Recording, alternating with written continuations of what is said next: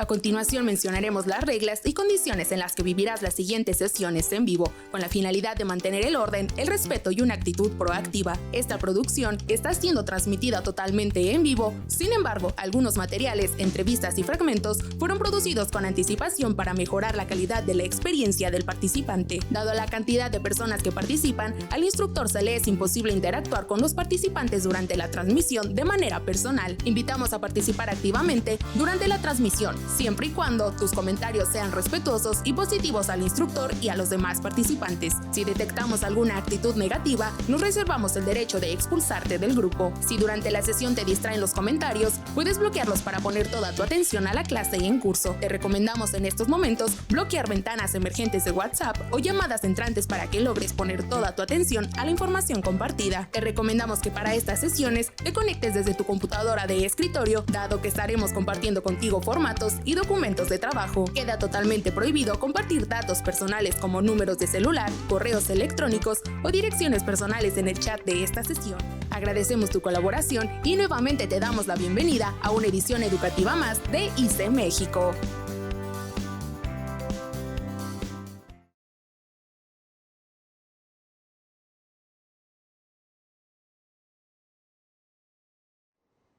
Damas y caballeros, bienvenidos sean todos y todas a esta segunda sesión de esta gran convocatoria nacional de plan de carrera profesional.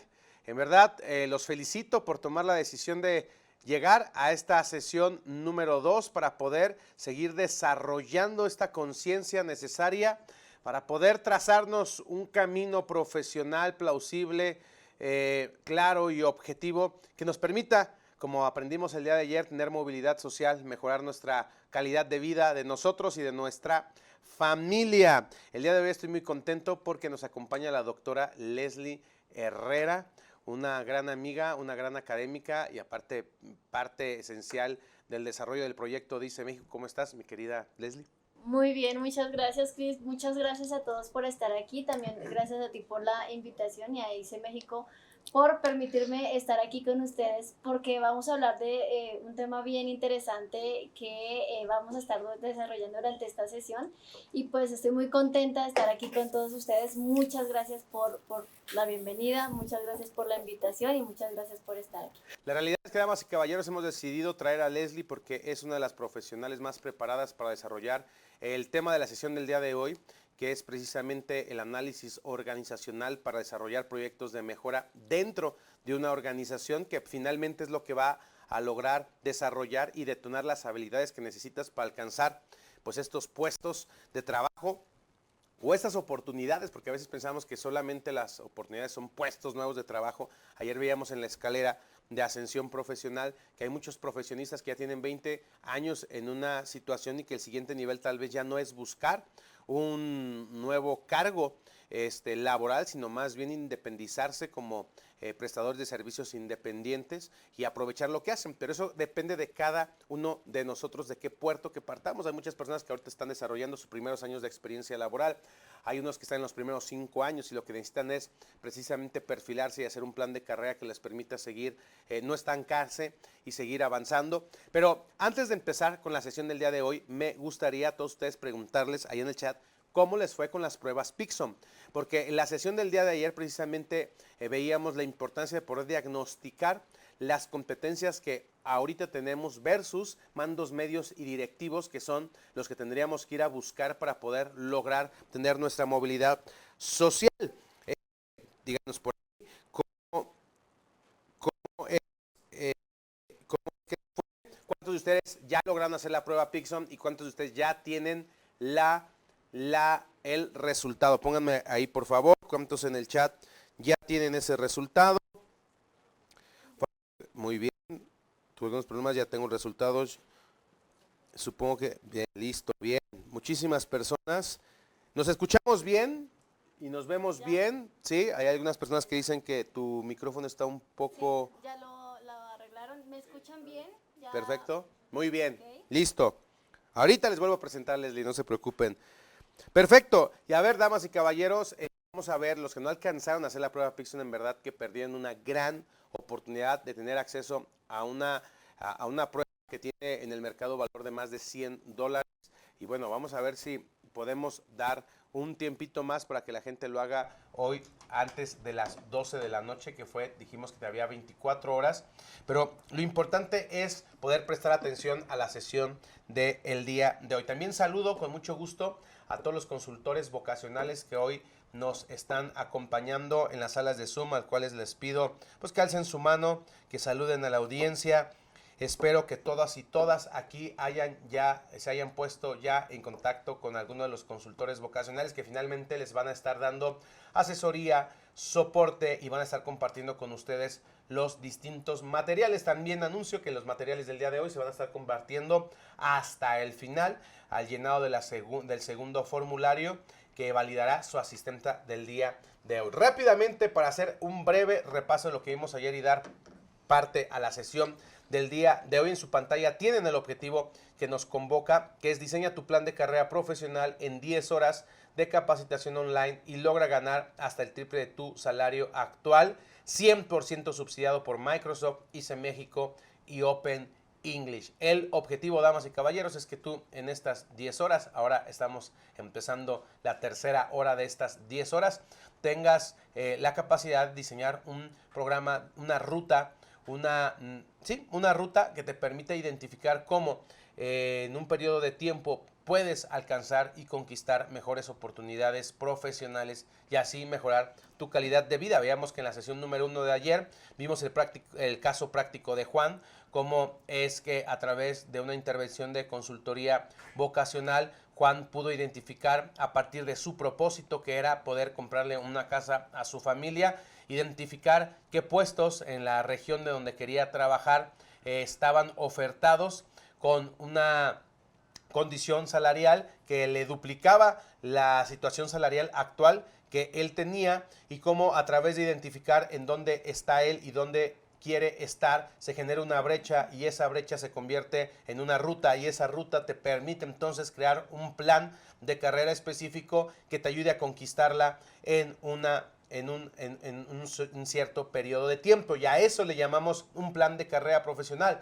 Obviamente que la brecha de donde estamos nosotros a donde debemos de estar para poder ocupar oportunidades profesionales más importantes, en medio están las habilidades que tenemos y que no tenemos, y que entonces, por lo tanto, el desarrollar las habilidades que nos faltan es exactamente la estrategia que nos va a permitir llegar hasta ahí, y las habilidades de negociar y de poder generar proyectos de mejora son claves. Hoy, en la sesión del día de hoy, aprenderemos a identificar, diseñar y ejecutar un proyecto de mejora dentro de una empresa que impacte y posicione tu perfil para un ascenso o un cambio de empleo. Yo le llamo a esta parte el detonador de una negociación legítima. ¿Cuál es el detonador de una negociación legítima? Los resultados. Cuando tú en tu empresa generas resultados extraordinarios, es un detonador legítimo para que tú busques mejores condiciones laborales en el trabajo que tú tienes. Y ayer hablábamos que tenemos que romper este paradigma precisamente que nos ha enseñado la sociedad, en donde nos han enseñado hasta en la religión que el trabajo es una bendición. Y por supuesto que el trabajo es una bendición, pero quien transforma las cosas no es el trabajo en sí mismo, sino quien trabaja. Y quien trabaja eres tú. Y tú eres la oportunidad que realmente detona productividad y rentabilidad en una empresa. Por lo tanto, yo siempre invito a romper este paradigma y, lejos, sí, de agradecer un trabajo de forma romántica, valores más bien el esfuerzo y el fruto de tu trabajo y te veas más bien tú como la oportunidad para una organización. Y creo que ese es el paradigma que hace toda la diferencia entre alguien que logra mejorar sus resultados, que logra tener movilidad salarial, movilidad social, y el que no lo logra, quien se sabe como oportunidad. Y cuando te sabes como oportunidad, entonces es más sencillo poderte vender. Aunque suena fuerte la palabra, pero al último, la vida, como lo dijimos ayer, en la vida no tenemos lo que merecemos, sino lo que hemos aprendido a negociar. Y eso lo dice mi querido amigo Alex Day. Entonces, hoy, en la sesión del día de hoy, vamos a aprender a desarrollar con Leslie esta dinámica, o por lo menos tener un panorama claro de cómo se hace un análisis organizacional para detectar necesidades, desarrollar planes de mejora, y esto detone y te empodere para ir a buscar mejores oportunidades. Y mañana en la sesión número 3 ya vamos a estar aplicando a través de modelajes técnicas para poder negociar laboralmente, ya sea en una entrevista de trabajo del puesto que requieras solicitar, o ya sea en una negociación interna en tus actuales condiciones laborales para poder detonar movilidad. Yo sé que hasta mucha gente le da mucho estupor, le da mucho miedo, y parte de la idea de que es imposible, de que en la empresa no sucede eso, pero créanme, no lo puedes hacer, no porque no se pueda hacer, sino porque no sabes cómo hacerlo, y el día de mañana lo vas a ver. En la cuarta sesión vamos a estar diseñando planes de carrera profesional en vivo con todos ustedes de manera aleatoria para que ustedes aprendan a hacer su propio plan utilizando inteligencia artificial. Vamos a usar ChatGPT. Y bueno, en la sesión 5 vamos a estar hablando de estrategias de promoción laboral, bolsas de trabajo y redes sociales. Entonces, estas 5 sesiones es lo que estamos viendo el día de hoy. Vamos a empezar la sesión número 2, y nada más para recordar los acuerdos y compromisos del curso. Al terminar el programa, el participante recibirá una constancia de capacitación por 10 horas que reconoce haber sido evaluado en sus competencias por Microsoft Open English y ICE México. 2. Para obtener esta constancia, el participante deberá asistir en vivo a las 5 sesiones durante esta semana. 3. El participante se compromete a ser respetuoso en el chat y con los orientadores vocacionales a su cargo. De lo contrario, nos reservamos el derecho de admisión. Y 4. Con total claridad y franqueza, durante el programa gratuito se ofrecerán programas de estudio complementarios de pago. Es decir, esta es la forma en la que ICE México monetiza esta promoción, estas herramientas que de forma subsidiada y sin costo traemos para ustedes. Y bueno, el primer concepto que vimos el día de ayer, que es la premisa y la razón y el propósito legítimo y más grande, en mi opinión, que puede tener un ser humano, es el deseo de tener movilidad social. Y hablábamos, para empezar a entender movilidad social, que era un plan de carrera profesional. Y un plan de carrera profesional es una estrategia estructurada que permite a una persona definir dónde está, a dónde quiere llegar y qué debe de hacer para avanzar profesionalmente y económicamente. Es una herramienta que traduce los objetivos personales y laborales en una ruta concreta de acción, aprendizaje, mejora continua y posicionamiento laboral. No es solo un plan educativo ni una lista de cursos, es una ruta personalizada de desarrollo de competencias, metas de ingreso y posicionamiento profesional con un enfoque práctico y alineado a las demandas reales del mercado laboral. Y bueno, ya veíamos las características que tiene un plan de carrera. Define un punto de partida realista, incluye un diagnóstico de brechas, o sea, identifica qué habilidades faltan por lograr en el objetivo. Eso lo vimos el día de ayer desarrollando la prueba Pearson, que es muy importante si ustedes quieren tener un plan de carrera profesional, hacer esa prueba, y más ahorita que tienen acceso a ella sin costo. Propone acciones concretas, formación, certificaciones, proyectos, networking, entrevistas, tiene un temario de tiempo definido, suele abarcar de 6 a 12 meses de ejecución, es flexible y adaptativo. Se puede ajustar según avances, resultados y cambios de contexto.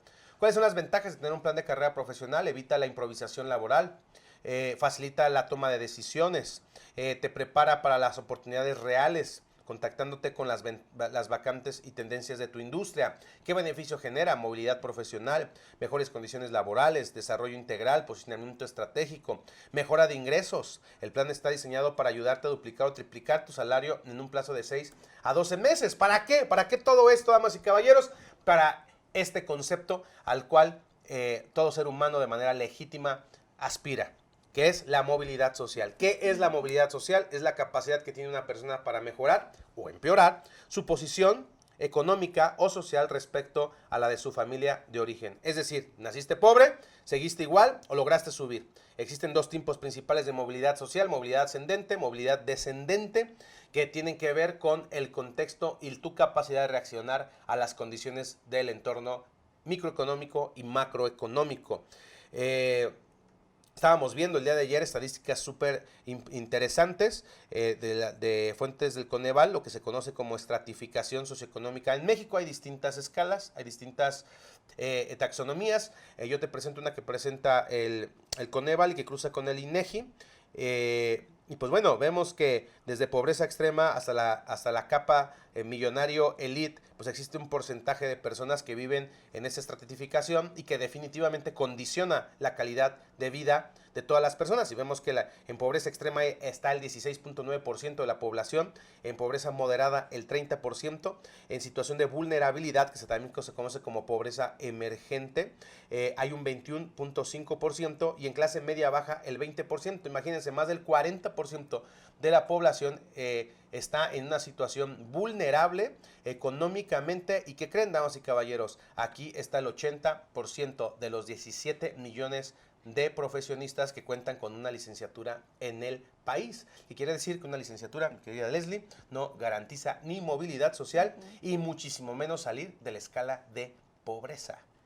Dato interesante. Y después tenemos la clase media, donde está el 8.1%. Ahí estamos viendo más o menos los ingresos promedios que alcanzan la clase alta y la clase millonaria. Y bueno, veíamos según el IMCO que una persona que tiene preparatorio de bachillerato va a aspirar a un sueldo entre 8,000 y 9,500 pesos mensuales según la región, según el INEGI Observatorio Laboral. Y también tenemos que una persona que cuenta con licenciatura, que según la estadística que sabemos ayer, damas y caballeros, de todos ustedes, el 85% cuenta con una licenciatura. Ustedes deben estar en un promedio de ingresos de 13,000 a 15,000 pesos, a menos de que tu experiencia profesional te haya puesto en puestos que ganen por encima del promedio nacional.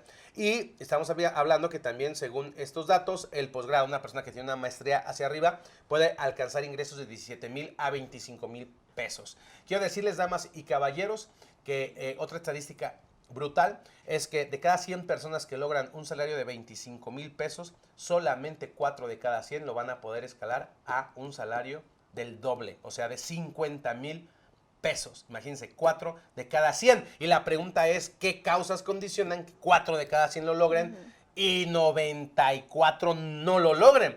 Y está totalmente relacionada a la conciencia y la capacidad que tiene el individuo de trazar un plan estratégico de mejora. Esa es la gran diferencia. Pero ¿cómo una persona puede saber todo esto si no tiene acceso a la información y no sabe cómo trazar un plan de mejora? Entonces, para eso es plan de carrera profesional. Y también ayer les poníamos una escalera de volar muy interesante que arroja un estudio de la UNAM en donde pues te habla de una ruta de escalabilidad muy obvia respecto a las aspiraciones que tiene una persona partiendo desde el nivel de estudiante a una persona que podría llegar a ser empresario y cómo van escalando sus niveles de ingreso. Una persona que está desarrollando, o sea, apenas sus habilidades en la universidad, pues puede estar ganando de 0 a 3,000 pesos y es un periodo de ingresos que va a tener que sostener durante 3 a 5 años, que realmente es un periodo donde requiere financiamiento la persona para poder estudiar en México. Después tenemos un recién egresado que va a ganar entre 6,000 y 10,000, después un empleo con dominio operativo, en donde empieza a especializarse, certificarse, puede alcanzar ingresos de 12,000 a 18,000 pesos. Después, personas con más de 10 años de experiencia, con trayectoria consolidada, accede a puestos de liderazgo y consultoría y accede a puestos de 20,000 a 35,000 pesos. Después, esa persona de manera natural va a buscar tener actividad como un profesional independiente y ahí puede aspirar a mejorar sus ingresos de 25 a 50,000 pesos. Y finalmente, una poca cantidad de población logra brincar a ser un empresario o dueño de negocio que, aparte de generar empleo, pueda generar para ellos utilidades. Y el rango normalmente de las MIPYMES y su ganancia en el país, que son más de 4,5 millones, que sostienen el 50% del Producto Interno Bruto del país, señores, ganan entre 60,000 y 200,000 pesos. Esta es la condición laboral real, muchachos, a la que podemos aspirar estadísticamente. Claro que a mí me encantaría decirles: sueñen alto, cómense 3 almendras, declaren 4 veces al universo y léense primero, segundo y tercera capítulo de Piense y hágase rico y se van a hacer millonarios.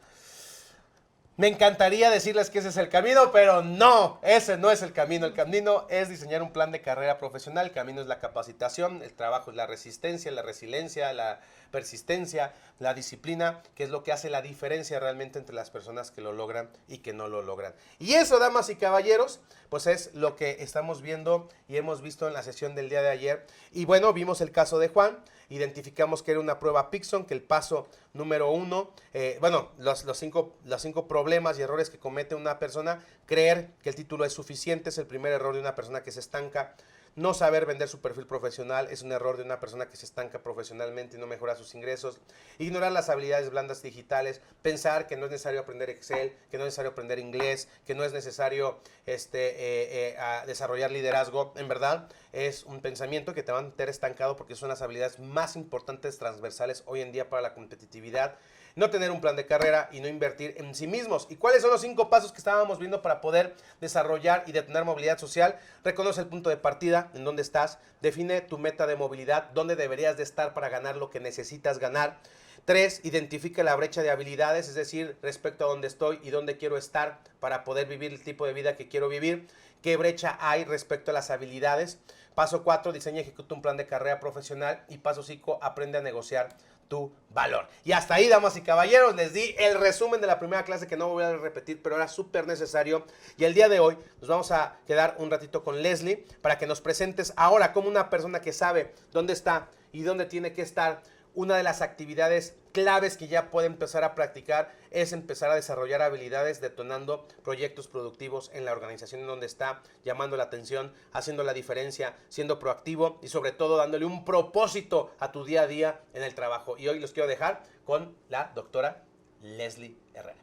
Muchísimas gracias, pues qué excelente introducción y precisamente aunando a las estadísticas que comentó el doctor Cristian, es importante entender que recientemente, bueno, hace pocos años hicimos una investigación sobre el futuro de la educación superior en México y veíamos que una de las principales problemáticas es que precisamente los que egresan de una carrera de educación superior no tienen las competencias y habilidades necesarias para desarrollarse en el ámbito laboral y profesional y por lo tanto es una de las necesidades más grandes que tienen las empresas, ¿no? Entonces, las empresas están ávidas de personas que tengan las competencias necesarias y que demuestren estas competencias en sus entornos laborales.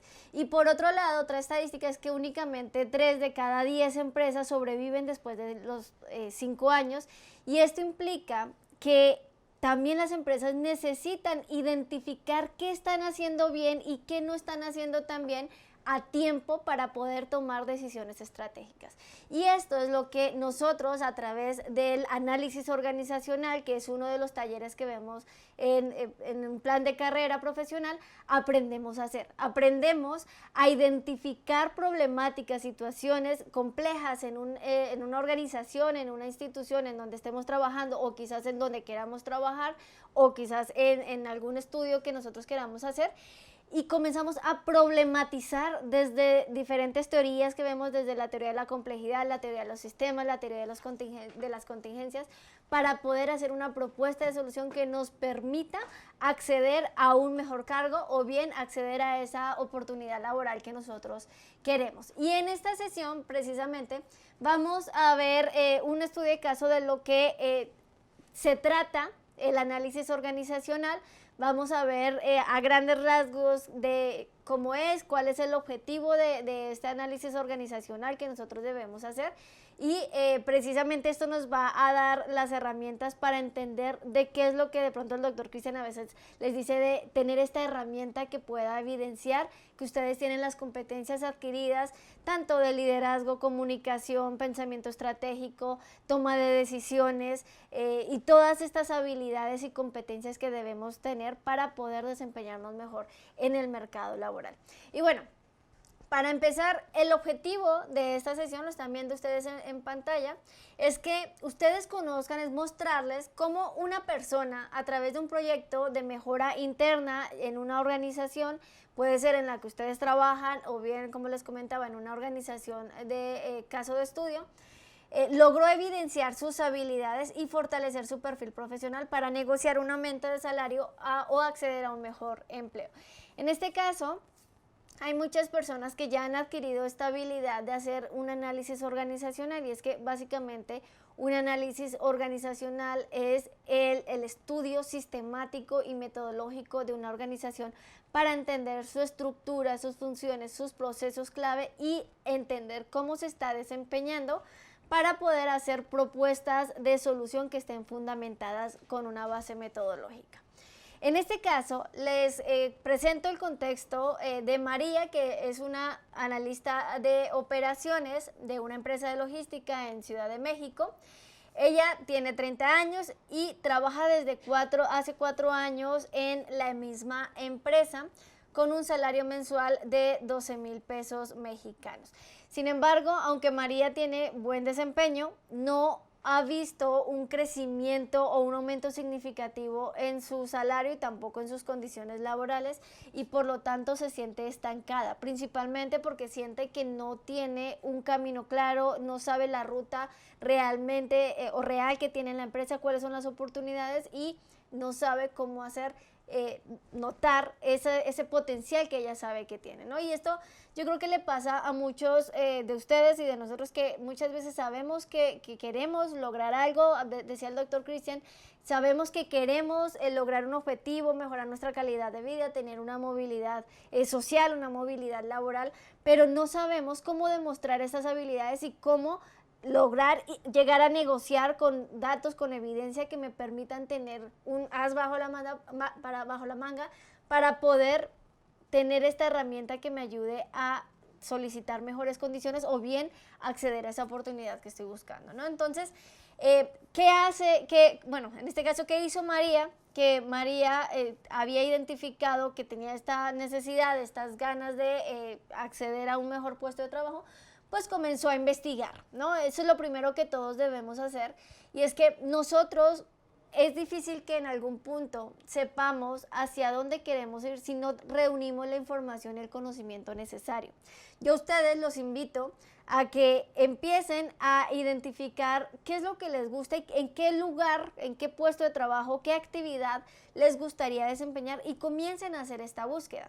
Esta búsqueda se hace ya sea por cargo, por empresa, si es que ustedes tienen identificado una empresa, y comiencen a investigar en LinkedIn, que es una de las redes sociales a nivel profesional más importantes en Latinoamérica, pero también empiecen a investigar las ofertas de empleo. Esto les va a ayudar a encontrar un panorama claro para saber qué habilidades específicas están requiriendo aquellas empresas y en aquellos cargos en donde ustedes quieren desempeñarse. Y también existen muchos estudios, por ejemplo, de la Organización Internacional del Trabajo, del Banco Mundial, que nos dicen cuáles son las habilidades y competencias más necesarias en el entorno laboral. Dentro de todas estas competencias, pues está la comunicación, el trabajo en equipo, la toma de decisiones, el liderazgo, el inglés, el Excel, que son herramientas como más técnicas, pero hay otras herramientas, competencias más transversales.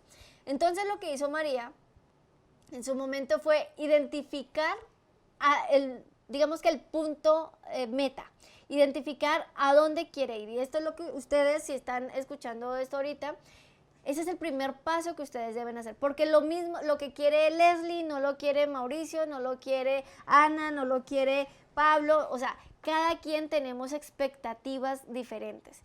Y muchas veces existe esta sensación de insatisfacción, de frustración, de quizás sentir que pueden dar más, o hay un concepto que es contrario al burnout, que es el burn-in, que es cuando yo siento que no estoy siendo totalmente aprovechado, que mis competencias, mis habilidades podrían verse más explotadas en la actividad en la que yo estoy haciendo, que podría verme mejor retribuido en la labor que estoy haciendo, que quizás llevo varios años en una empresa que me gusta, que el ambiente laboral es muy bueno, que me gusta lo que hago, pero me siento estancada. Entonces, lo primero que debo hacer es identificar qué quiero, ¿no? Que es como este ejemplo que les pongo de María, que identifica, bueno, yo lo que quiero y sé que me gusta y que sé que tengo habilidades para logística, para coordinar equipos, yo sé que tengo habilidades porque la experiencia me lo ha dado y sé que puedo aprender más habilidades para lograr este puesto clave. Pues identificar primero el puesto o los puestos que a ustedes les interesaría cubrir, o estos puestos que a ustedes les interesaría, por ejemplo, aprender para manejar en su propia empresa. Segundo, también identificar cuál es el rango de salarios, porque no todos los salarios son iguales, ¿no? Y el nivel de salario va a depender del nivel de responsabilidad y también de habilidades y competencias que tiene una persona.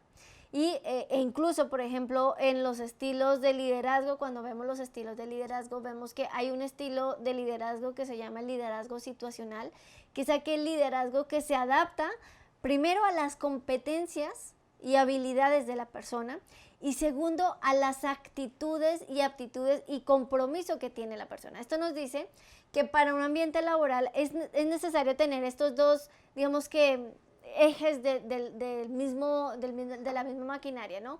Primero debo tener las competencias técnicas, los conocimientos, las habilidades, pero también debo tener las actitudes, que son las competencias transversales. También debo tener esta capacidad de poder desempeñarme en estos roles y en estas funciones, pero no todos los cargos necesitan específicamente las mismas funciones. Digamos que hay competencias transversales, pero hay unas en las que priman más ciertas competencias que en otras, entonces nosotros debemos identificar cuáles son las competencias que en el cargo o empresa que yo quiero trabajar son las que me están solicitando, y también identificar cuál es el salario que puedo llegar a ganar, ¿no? Y esto lo podemos hacer buscando en las bolsas de empleo e identificando por cargo, por nivel de empleo que yo quiero, al que quiero acceder, y también por la zona geográfica. Nosotros podemos, porque dependiendo de la zona geográfica también va a cambiar el nivel de salario.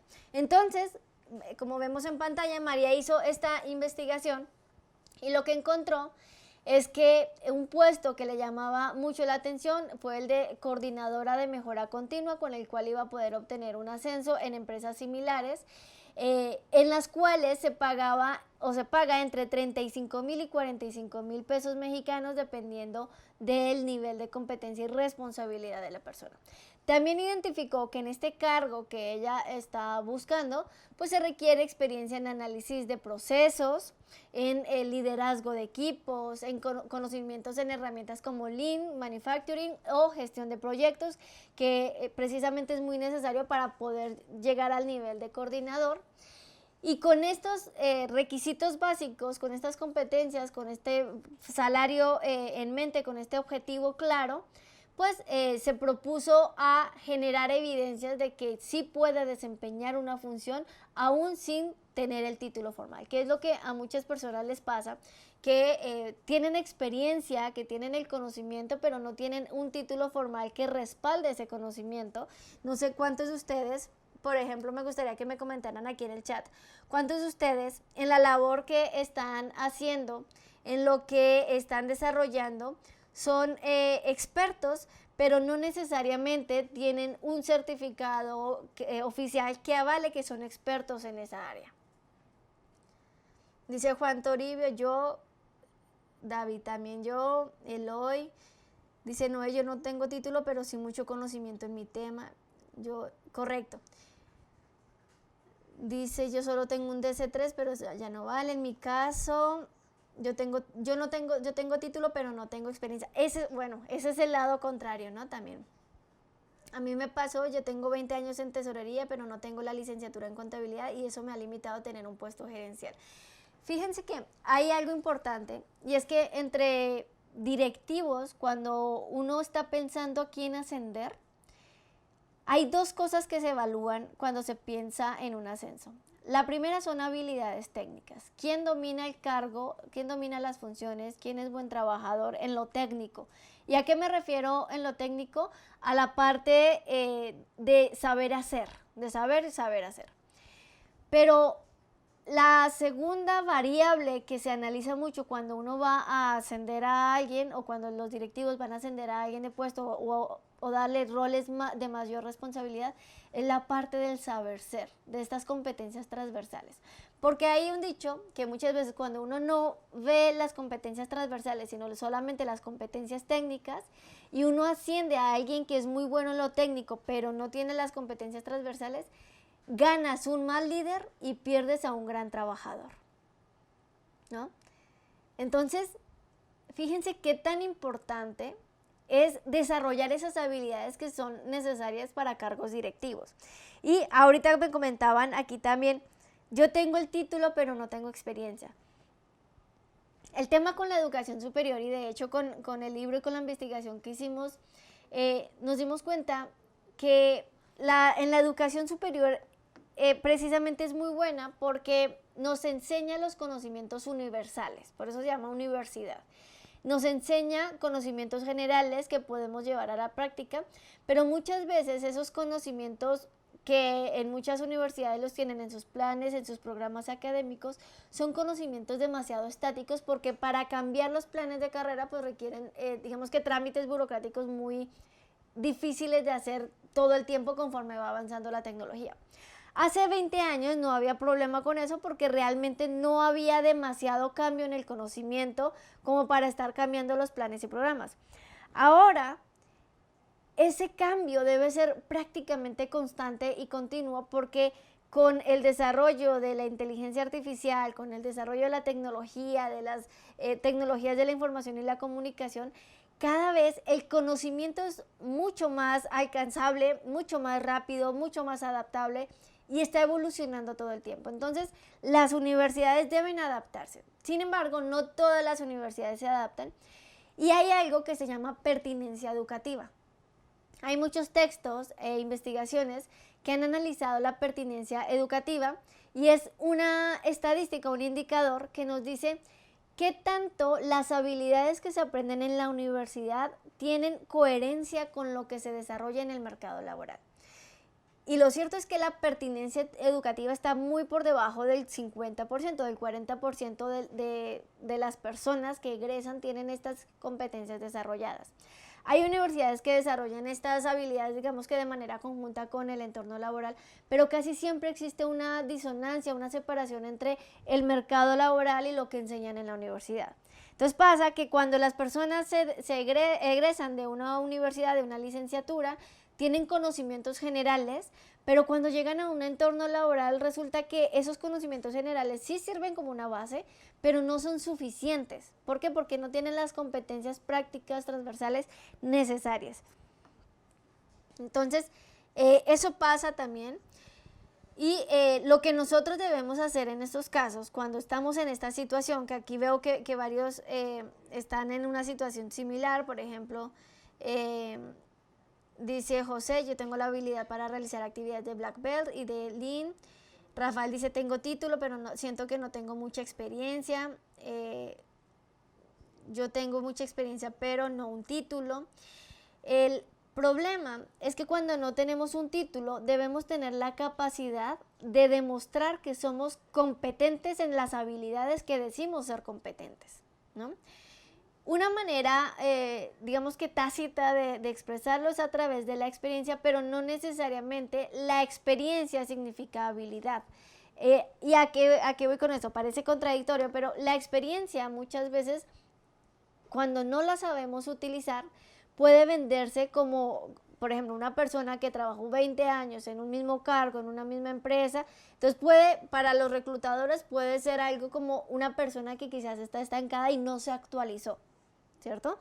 Que muchas veces nos pasa. Recordemos que el conocimiento también, o los seres humanos también nos volvemos obsoletos, porque lo que aprendemos hoy necesariamente no significa que va a funcionar mañana. Entonces, nosotros debemos actualizarnos. Voy a leer aquí.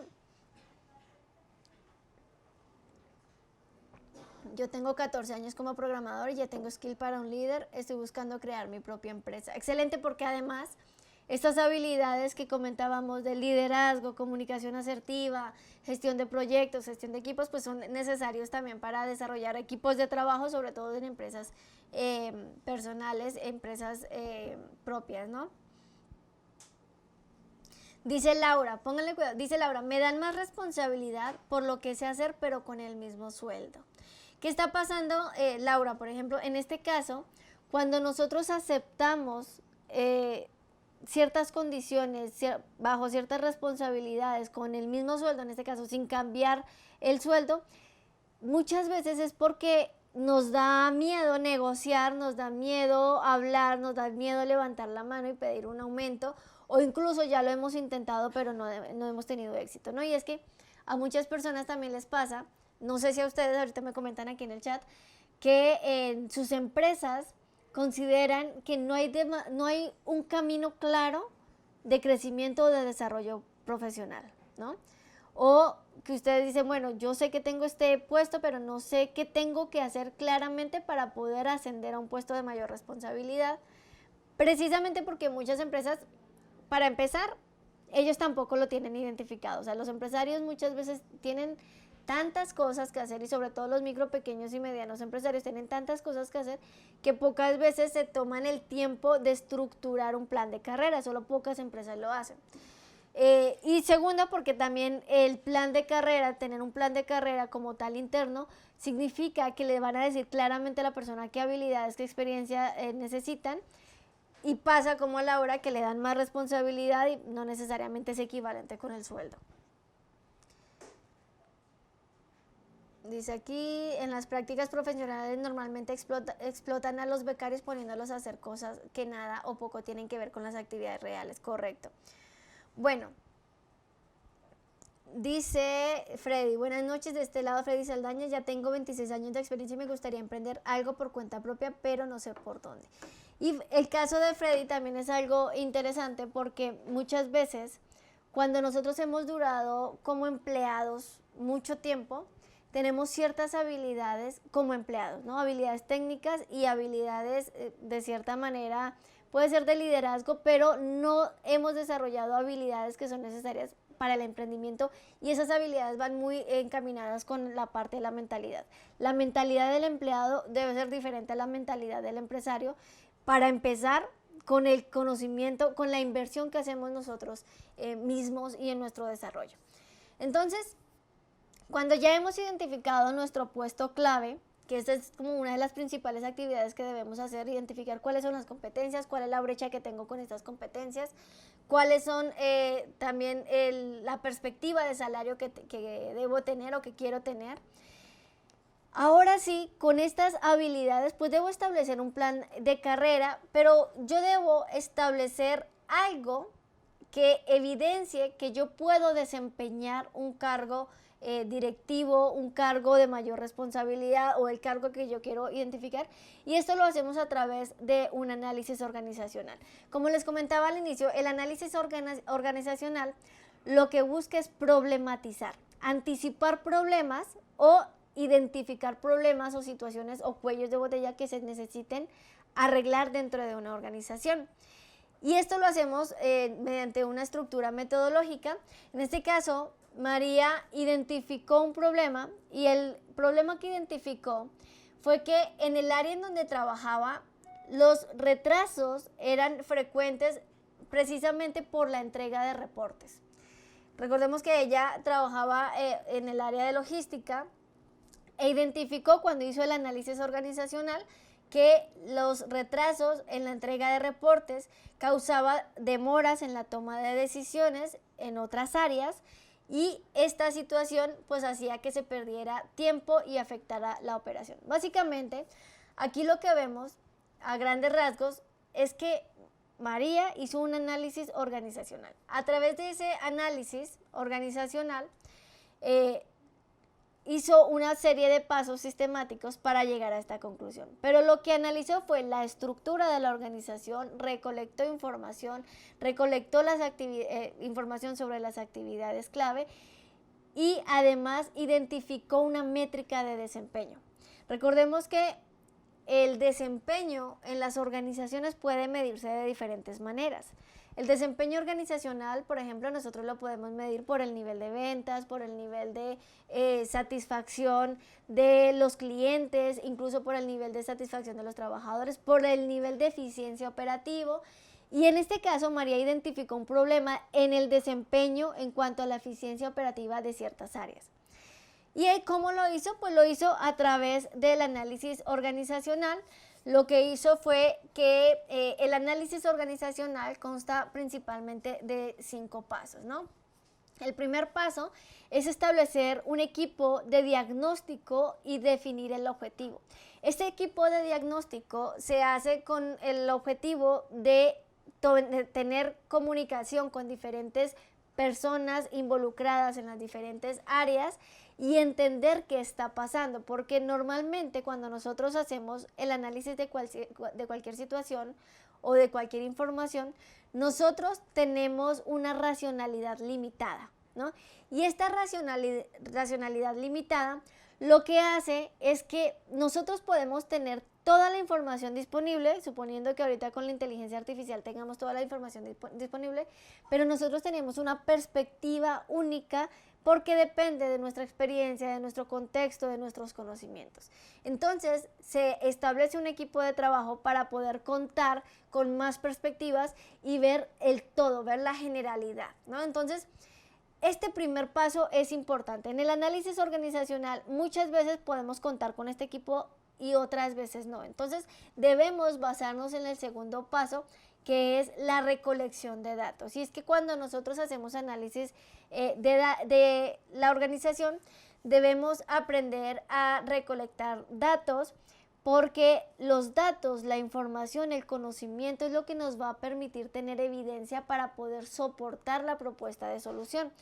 Recordemos que lo que nosotros queremos hacer a través de un análisis organizacional es presentar una problemática, pero es muy diferente presentar una problemática de manera a manera de crítica, es decir, se debería mejorar esto y aquello, a presentar una problemática, hacer un análisis organizacional basado en evidencia, con datos reales de la organización, con datos que yo pueda recolectar, con datos de estudios, investigaciones, con un análisis, digamos que realizado con rigor metodológico, y es muy diferente a presentarlo sin el rigor metodológico, ¿no? ¿Y cómo recolectamos los datos?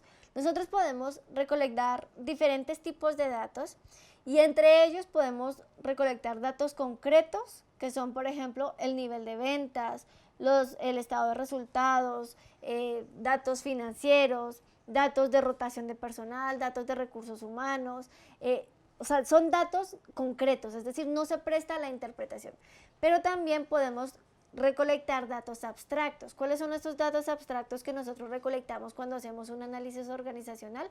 Recolectamos datos respecto, por ejemplo, a la percepción que tienen los empleados del ambiente laboral, a la percepción que tienen los clientes de la satisfacción con el producto, con el servicio, con la atención. Los datos abstractos respecto al desempeño, ¿no? Cómo perciben las personas que se está desempeñando una organización frente a un periodo anterior. Y esto lo podemos hacer a través de encuestas y cuestionarios que nosotros vemos cuando aprendemos a hacer análisis organizacional. Vemos cómo desarrollar encuestas digitales, cuáles son los tipos de preguntas que podemos hacer, cómo recolectar los datos, cómo recolectar la información, y también las entrevistas, ¿no? En las entrevistas se llaman, este tipo de enfoque se llama un enfoque cualitativo, porque es un enfoque mucho más profundo. Los datos, las encuestas nos dan las estadísticas, nos dicen el porcentaje, qué porcentaje de satisfacción de clientes hay, qué porcentaje de operatividad hay, nos dan las estadísticas de frecuencia, de estadísticas descriptivas. Pero las entrevistas nos dan el trasfondo de esas estadísticas. Las entrevistas nos dicen por qué son esos datos, qué es lo que está pasando. Y entonces, con las encuestas, con las entrevistas, con la recolección de la información, con la observación que yo puedo hacer dentro de la organización, yo estoy recolectando datos, y con esta recolección de los datos yo tengo ahora sí herramientas y elementos para poder analizar y priorizar problemas. Y aquí quiero hablar respecto al análisis organizacional y a los fundamentos del análisis organizacional. ¿Cuántos de ustedes, ahorita le voy a leer su chat, pero cuántos de ustedes se han encontrado con un montón de datos e información que no saben cómo analizar, cómo interpretarlos, que no saben qué hacer con esos datos? O sea, tenemos acceso a información, tenemos acceso a los datos, pero no sé cómo interpretarlos, no sé cómo traducirlos en estrategias, no sé cómo problematizarlos. Dice Estefanía, yo. Jaime Rangel, yo. Dice Jesús, hay algunos contratos laborales que exigen lo más que pueden por ley y otorgan las menores prestaciones. Correcto. El último contrato que leí decía: cualquier proyecto personal o profesional dentro y fuera de la empresa, en el horario laboral o fuera de él, le corresponde a la empresa la propiedad intelectual. Wow. Depende también cómo firmamos. José Villegas dice yo. Claudia Verónica dice yo muchas veces. Gisela también. Creo que a todos nos pasa todo el tiempo según la actividad. Norma dice: una disculpa con tanta información, estoy muy confundida. Este programa es parte de la membresía total. ¿A qué te refieres, Norma? Bueno, desconozco los términos. ¿Cómo problematizar? Correcto. Nosotros no sabemos cómo problematizar. ¿Cómo? Bajo la teoría de la complejidad, que nos dice que toda organización funciona como un sistema en donde todas las partes están interconectadas, todos los componentes están interconectados y por lo tanto lo que sucede en un área afecta a otras áreas, ¿no? Decíamos en el caso de María, lo que estaba afectando en el área operativa estaba afectando también las decisiones en otras áreas como el área de finanzas, el área administrativo y al final incluso la satisfacción del cliente, ¿no? Entonces, cuando nosotros hacemos la problematización, debemos entender los fundamentos y esto lo vemos nosotros cuando hablamos del análisis organizacional bajo el enfoque de la complejidad, que vemos de qué se trata la complejidad en las organizaciones y cómo problematizar a partir de 3 componentes principales. El componente o el limitante que tiene toda organización de las restricciones internas, que son las restricciones operativas, los cuellos de botella dentro de una organización, la restricción o la limitante de la incertidumbre, que toda organización todo el tiempo se enfrenta a diferentes puntos que le generan incertidumbre y por lo tanto la incertidumbre genera mayor riesgo, y a la limitante de la variedad o variabilidad, ¿no? ¿Por qué? Porque todo en una empresa está en constante cambio. Entonces, cuando hacemos el análisis de la organización, nosotros entendemos los fundamentos, entendemos cómo problematizar a raíz de esos fundamentos, porque no significa lo que yo, Leslie, creo, sino cómo a través de la teoría, a través de los datos, a través de las investigaciones, a través de informes, yo problematizo, identifico la información, creo una definición específica del problema. En este caso, por ejemplo, a María le ofrecimos en su momento las plantillas para poder identificar los problemas y definirlos y ver los puntos específicos de cada problema para después priorizarlos. ¿Por qué es necesario priorizar problemas? Porque toda organización tiene más de un problema. Ustedes no van a encontrar una organización que tenga un único problema o una única situación que se deba resolver. ¿Por qué? Porque precisamente, como hablamos, que la organización funciona como un sistema. Cuando hay un problema en un área, esto afecta a las demás áreas.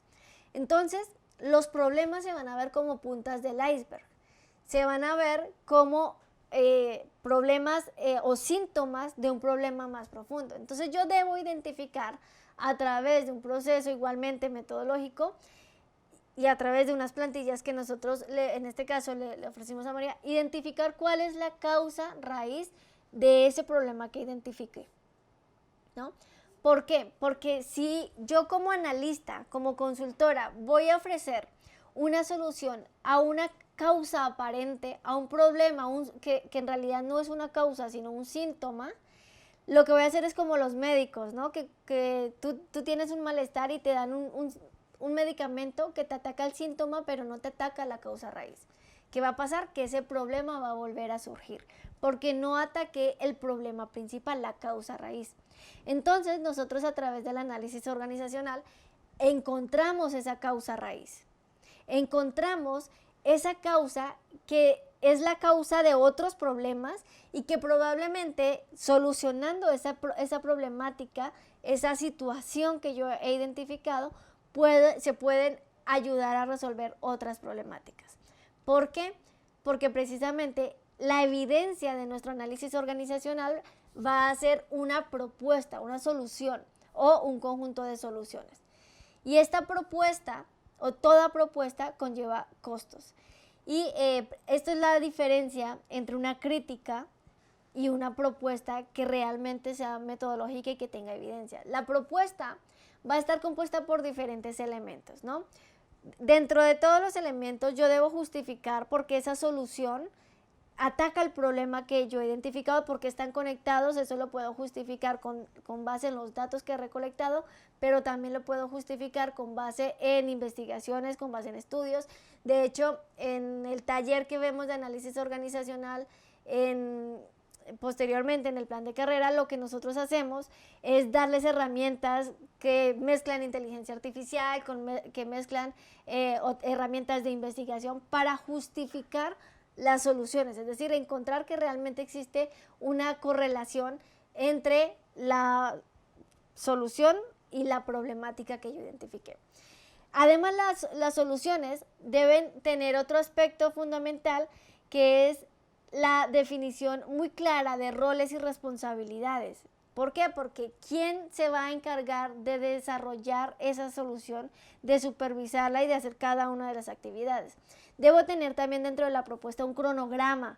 Les damos nosotros una plantilla, un cronograma muy claro para que se definan las actividades, los objetivos de las actividades, los entregables, los tiempos y los responsables. Debe también tener la propuesta, una propuesta económica. Es decir, yo no le voy a decir únicamente a la empresa, esta es la solución y ya, sino le voy a decir, esta es la solución, estas son las actividades principales, esto es lo que se va a tardar porque tengo un cronograma, estos son los recursos que vamos a utilizar y que debemos contratar o bien utilizar los recursos que ya tenemos y por supuesto debe tener unas métricas o indicadores de desempeño y seguimiento.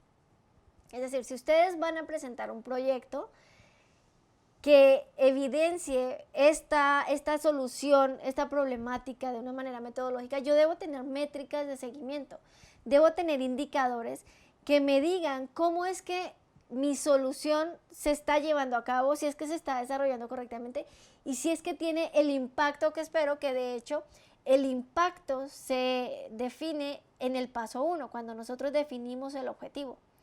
Si el objetivo de mi propuesta de solución es, en este caso de María, reducir los tiempos de entrega o los tiempos de operación, entonces la métrica clave de mi propuesta va a ser ese objetivo que yo me propuse, ¿no? Y que debe ser un objetivo SMART. Sabemos el objetivo específico, medible, alcanzable, realista y en un tiempo determinado. Voy a leer aquí un segundo sus comentarios.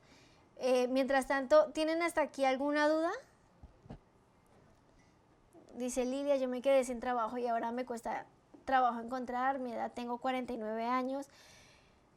Fíjense que hace poco estaba viendo a un psicólogo que hacía un estudio de la neuroplasticidad y mencionaba que la neuroplasticidad es la capacidad que tenemos los humanos de aprender y de que nuestro cerebro genere nuevas conexiones neuronales. Y él comentaba que en diversos estudios se ha demostrado que la neuroplasticidad se da incluso hasta más arriba de los 90 años.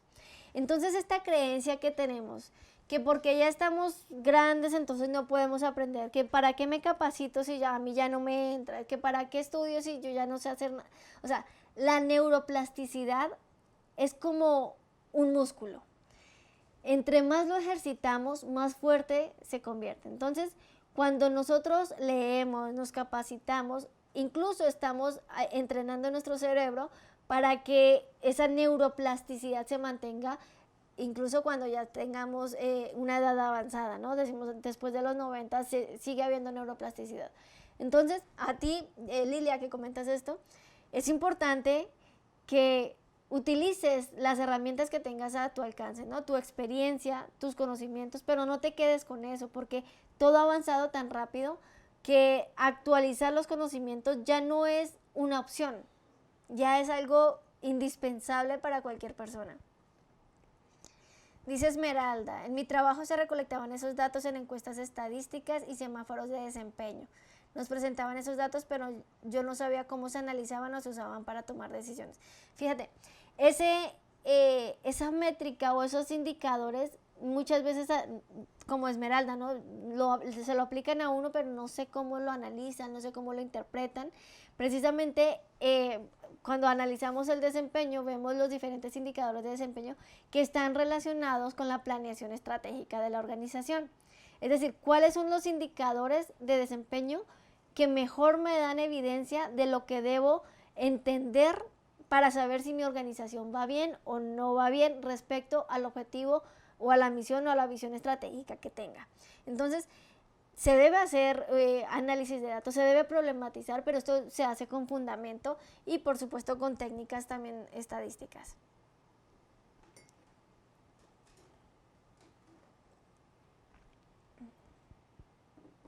Dice Celeste, a mí me pasó un caso muy difícil, comencé los cuestionarios y la alta dirección fue quien me pidió el diagnóstico, pero al mismo tiempo me puso como condición que toda la información la debería pedir a través de alguien y no podía llevar a cabo entrevistas. ni ningún otro método de recolección de evidencias. Era imposible. Exacto.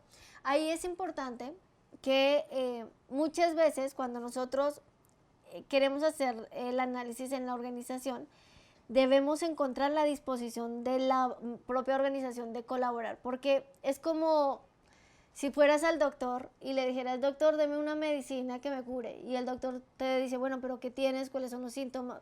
No, deme una medicina, no le puedo dar información, solamente deme medicina. Es muy difícil que nosotros hagamos una consulta, que nosotros hagamos un análisis sin datos. ¿Por qué? Porque va a ser superfluo, no va a ser realista. Entonces, en este caso lo que yo te sugeriría, pues si quieres aplicar ese conocimiento, lo puedes aplicar en una empresa de un compañero, en una empresa de alguien conocido, o dialogar con el dueño, con la mesa directiva, para exponerles los beneficios del análisis, ¿no? Dice Jocelyn, yo hago mi práctica en la primaria, así es que tenía problemas, tenía el entorno y necesitaba ver una mejora. Dice Silvestre, identifico los problemas y los resuelvo en producción. Héctor, problematizar, verbo transitivo, plantear algo como problema, correcto. De eso se trata, problematizar. Ahora, ustedes van a decir, bueno, pero ¿para qué queremos problematizar si lo que no queremos es problemas dentro de una organización? Realmente el análisis organizacional busca problematizar porque los problemas son lo constante en una organización, y el buscar problemas nos ayuda y nos obliga también a encontrar soluciones, ¿cierto?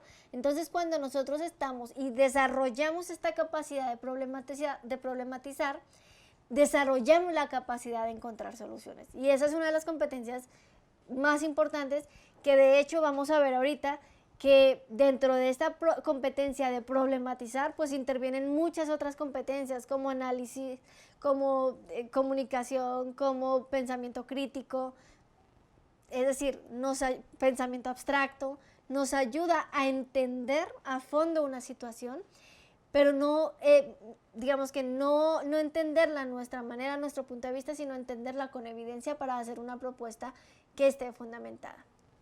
Ahorita voy a seguir leyendo sus comentarios. Y todo claro, dice aquí. Ustedes también pueden enseñar cómo realizar mi CV, eso lo van a ver después, posteriormente. Entonces, después de que yo diseño la solución, esta solución se presenta en un formato con todos los elementos que les comenté, y se presenta para recibir retroalimentación, ¿no? Y después de la retroalimentación se hacen ajustes. En el caso que estamos viendo, que es el de María, como resultado de este proceso de análisis que ella hizo de todo su proyecto, su propuesta fue la optimización del flujo de reportes operativos. Y en esa propuesta yo les comentaba que deben haber diferentes aspectos o elementos de la propuesta, como son las actividades clave, el cronograma, las métricas de desempeño, los responsables, los indicadores, etc. Dentro de esta propuesta, ella identificó que habían 5 actividades principales que se debían hacer para poder optimizar el flujo de reportes operativos y con esto poder mejorar la eficiencia en la toma de decisiones. Ustedes ven en pantalla, el primer paso o la primera actividad fue mapear el proceso actual de generación de reportes. ¿Qué significa mapear?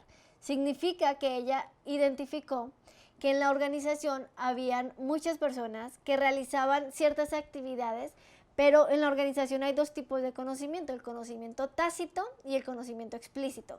El conocimiento tácito es aquel en el que las personas realizan una labor, pero solamente ellas saben cómo la realizan. Es decir, no está documentado el proceso y ya lo saben hacer de esta manera por la experiencia.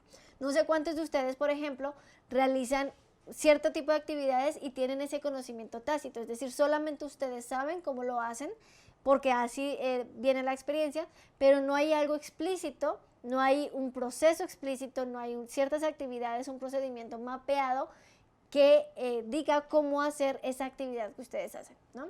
Entonces, Eso fue lo que identificó ella. Había mucho conocimiento tácito en donde cada persona trabajaba de acuerdo a su experiencia, de acuerdo a lo que sabía hacer, y por eso no estaba homogenizado la elaboración de reportes, no habían tiempos específicos, y ella encontró que lo primero que se debía hacer era mapear lo que se estaba haciendo. Es decir, identificar qué se hace ahora, cómo se hace, cuáles son los tiempos, cuáles son las actividades, los procesos, etcétera, ¿no? Voy a leer aquí.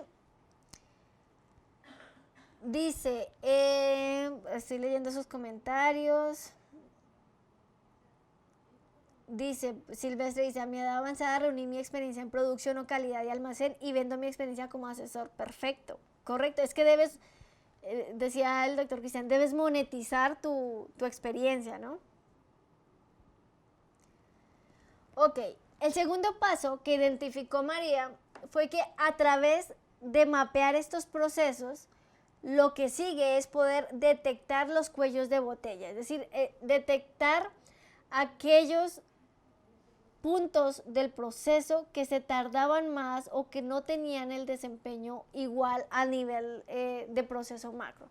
Es decir, yo identifico primero el mapa de cada uno de los procesos, cuáles son las actividades clave, cuánto se tardan, qué se tardan y cuáles son los principales problemas. Pero para problematizar, para entender esos cuellos de botella, se utilizan los 3 componentes de la complejidad, que es entender cuáles son las limitantes de restricciones, es decir, por ejemplo, hay restricción de presupuesto, hay restricción de personal, hay restricción de pronto incluso de comunicación.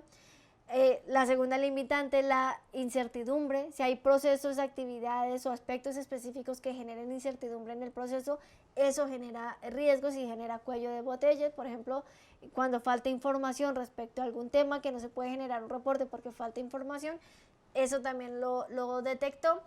Y la variedad, ¿no? Si existe variedad en cuanto a los reportes, si existe variabilidad en cuanto a los diferentes tipos de acciones o actividades que se generan en los reportes. Y entonces a partir de esta detección pudo identificar qué de lo que se está haciendo se puede hacer de manera automática y qué de lo que se está haciendo sí necesita una intervención manual. Y para eso comenzó a identificar primero cómo automatizar esos procesos que eran, digamos, que estaban disponibles para automatizarse. ¿Cómo sabemos si un proceso está disponible para automatizarse? Pues primero, si es un proceso que no requiere la mayor intervención del ser humano, sino que se puede hacer digamos que en pasos repetitivos, ¿no? Si es un proceso que siempre se repite y siempre cumple ciertas condiciones. Y si es un proceso que yo puedo mapear, como ella lo hizo en el primer paso, es decir, que yo puedo decir, a través de un flujo, decir, en este proceso A, lo primero que se hace es esto, luego se hace esto, luego se toma esta decisión, luego se hace esto. Si yo puedo hacer eso, puedo buscar las herramientas para automatizar. En este caso, María encontró que simplemente utilizando 2 herramientas muy fáciles, que son Google Sheets, que es una herramienta de Google en donde nosotros podemos poner los reportes. Nosotros podemos, su solución fue automatizar la entrega de reportes con la creación de alertas y envíos programados de correos. Entonces, lo que hizo fue, a través de 2 herramientas muy sencillas que están en los complementos de Google Sheets, que las da Google de manera gratuita, pudo automatizar un proceso que no le costó en su momento a la organización más que entrenar y pues llevar a cabo todo este proceso, e identificó que esto podría reducir grandemente la parte operativa de su organización, ¿no? Y luego de identificar qué se puede automatizar, comenzó a coordinar las sesiones para retroalimentar con el equipo. ¿Por qué? Porque ustedes no me van a dejar mentir, y es que cuando nosotros queremos proponer cambios o mejoras, los primeros que se van a oponer son las personas dentro de la organización, los dueños de la función. ¿Por qué? Porque ellos son los que más conocen su función y muchas personas tienen resistencia al cambio, ¿no? ¿Cuántas personas que ustedes conocen, cada vez que se les propone una mejora, un cambio, de una vez lo rechazan y dicen, no, gracias, no, me va a generar más trabajo, me va a conflictuar, yo siempre he hecho las cosas de esta manera, las cosas como las hemos hecho durante años han funcionado y entonces se niegan. Entonces, hay muchas personas que se niegan a entender cómo es que funcionan las cosas y aprender nuevas cosas. Entonces, es importante que cuando nosotros hacemos una propuesta de mejora, nosotros apliquemos la competencia de gestión del cambio. ¿Qué es la gestión del cambio? Tener la capacidad de dirigir a un equipo hacia un cambio, hacia una transición de una situación A una situación B. Y eso es lo que nos va a ayudar a que nuestras propuestas pues sean bien aceptadas. Y dentro de las actividades que se hacen en la gestión del cambio es coordinar reuniones para comunicar, para retroalimentar y para optimizar el proceso de este cambio, ¿cierto? Y finalmente, la última actividad que ella identificó dentro de esta propuesta de mejora fue presentar los resultados. Esto lo hacen en una reunión con el jefe, con los colegas, con las partes interesadas, y para presentar los resultados, por supuesto, antes debió medirse los resultados. Y esto lo hacemos a través de las métricas de desempeño que previamente hemos definido en la propuesta de solución, ¿cierto? Entonces, se hace la propuesta, se presentan los resultados de lo que yo estoy analizando, de lo que yo debo proponer, de cómo se va a hacer el seguimiento, de cómo se va a hacer la evaluación final de este proyecto, y al final se presenta para poder tomar decisiones. Esto es un proceso de 5 fases que claramente tienen otras actividades muy específicas, pero que se detallan y que María lo detalló en su propuesta para poder precisamente solventar todas esas objeciones que quizás puedan tener tanto sus colegas como sus directivos. Ok, chicos, voy a leer sus comentarios. ¿Cómo vamos hasta aquí? ¿Alguna vez ustedes han utilizado un análisis organizacional con un fundamento metodológico, o cómo lo han hecho ustedes normalmente?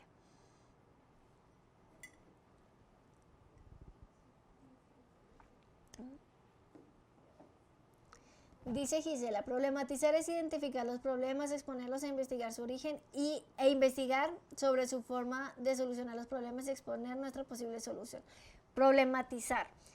De hecho, esto es toda una metodología que a muchas personas les pagan muchísimo por hacer esto, solamente por problematizar. ¿Por qué? Porque muchas veces las personas en una organización no alcanzan a ver la perspectiva total de su organización y no saben que no se están desempeñando bien, pero no saben por qué. Entonces, saber problematizar con sustento metodológico, desarrollar todo este proceso, pues requiere ciertas habilidades y ciertas competencias que a muchas personas les pagan muy bien solamente por hacer este tipo de consultoría, y por supuesto aprender a hacerlo pues implica también desarrollar otras competencias. Dice, no, nunca no hemos hecho este análisis. Dice Carlos, cuando el problema es el dueño o un familiar, en tu experiencia, ¿cómo presento la solución? Con evidencia.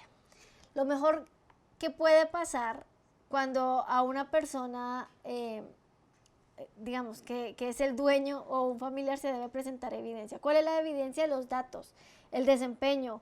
En este caso, por ejemplo, si el familiar es el directivo de ventas, pues cómo van las ventas.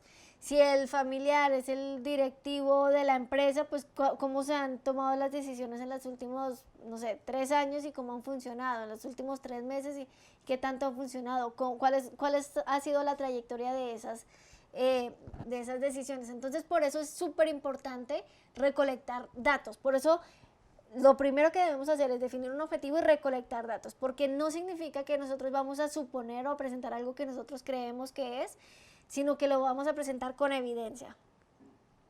Vamos muy bien. Dice Carlos, sigo un método, pero no a fondo. Correcto. Yashika, no, yo solo he ido haciendo mejoras desde mi propio criterio. Está bien hacer mejoras desde tu propio criterio, pero está mucho más completo y mejor hacerlo con un criterio sustentado en la evidencia y en una metodología. Entonces está muy bien. Dice Esmeralda, es muy común que en lugar de identificar el problema y solucionarlo se busque a quién echarle la culpa. Por eso, desde un principio les comenté, es muy diferente hacer análisis organizacional a hacer una crítica. Porque hacer una crítica es decir, esto está mal y es tu culpa. E incluso si uno dice, esto está mal y lo debería solucionar de esta manera, todavía sigue siendo una crítica.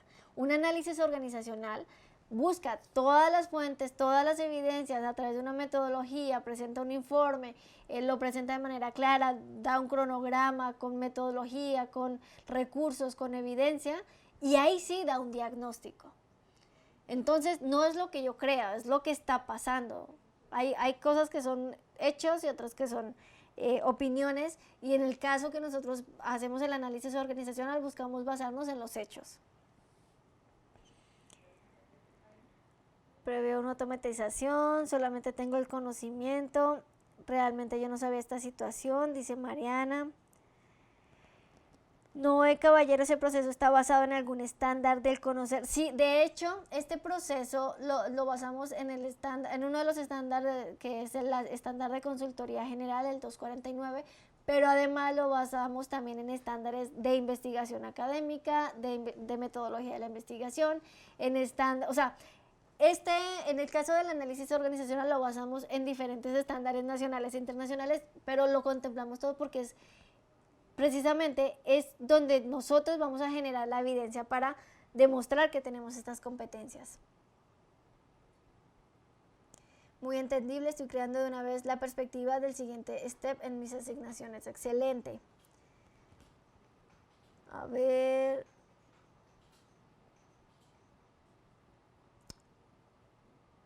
No visualizo, Marco Polo dice, no visualizo que todo esto lo elaboren dentro del enfoque educativo, que es donde me desempeño, más bien a ver, fíjate Marco, tú dices que no, que lo estamos enfocando en el nivel de empresa y no a nivel educativo, que es donde te desempeñas.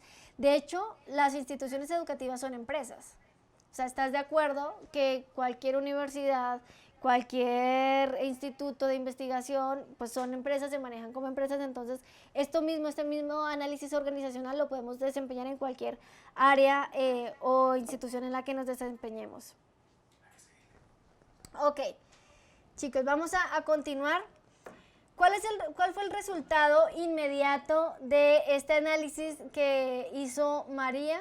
Pues inmediatamente el resultado evidente fue que se redujo el tiempo total de entrega de reportes en un 40%, que fue el primer objetivo que ella identificó como problemática.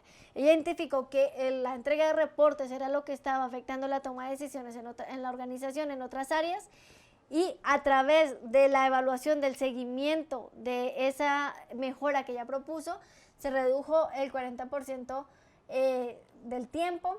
Mejoró la comunicación entre los equipos, porque precisamente a través de esta coordinación de equipos se pudo establecer también la información a través de procesos sistemáticos y mapeados.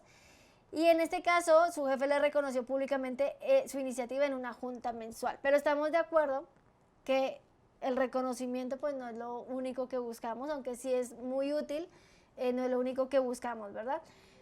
Pero bueno, antes de pasar a los resultados concretos y finales de esta propuesta que hizo María, vamos a ver cuáles fueron las habilidades desarrolladas y que pudo evidenciar a través de esta propuesta. La primera, y entre muchas, fue la gestión del tiempo.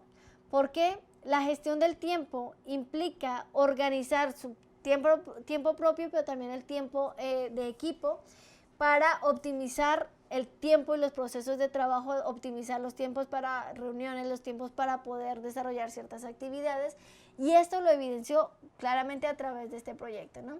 El liderazgo, porque también involucró al equipo sin tener una posición jerárquica, y eso es muy importante, porque muchas veces creemos que un jefe es lo mismo que un líder, y no necesariamente. A un jefe la autoridad se le da por jerarquía, por estructura organizacional.